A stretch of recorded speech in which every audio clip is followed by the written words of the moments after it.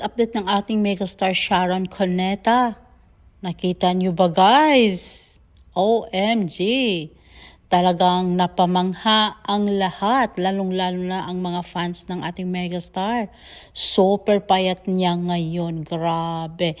Ang ganda niya tingnan sa kanyang suot na off-shoulder na kulay white. She looks so grabe, payat. Napakaganda niya tingnan. She looks so young sa kanyang kapayatan. Grabe. At kakaiba talaga ang aura ng ating megastar ngayon. Grabe, ang ganda niya. At ang mga kasamahan naman din niya sa Saving Grace ay maganda naman. Sa lahat ng mga video na napapanood ko this month or last month, talaga naman ang laki-laki ng pinayat ng ating megastar. Grabe. Talagang wala kang masabi kundi sana all na-achieve ni megastar ang kanyang body size na gusto, yung goals niya. Aba, kahirap kayang dinana siguro nito bago ma-achieve ang kanyang ganitong katawan. At ang napakaganda lang kasi ang pagkapayat niya ay pantay.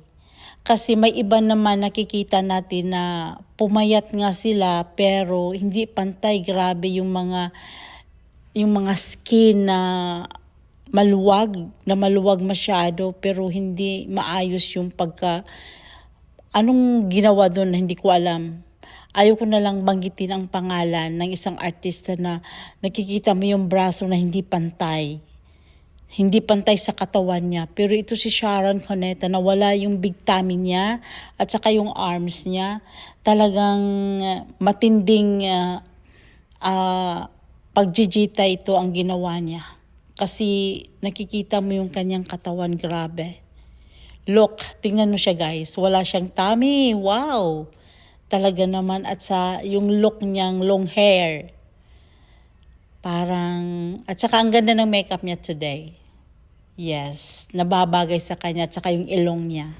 Kasi may nag-comment doon sa isang post ko na sino ba daw ang gumawa ng ilong ni Sharon Cuneta.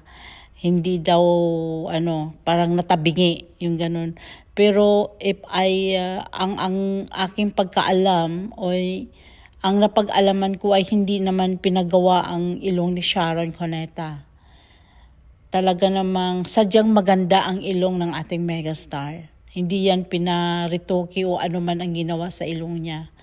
Kasi mula nun hanggang ngayon, ganon din naman yung sa pag-makeup siguro yun. Pero ang ganda ng makeup niya today. Bagay na bagay niya ang makeup niya ngayon at yung long hair niya.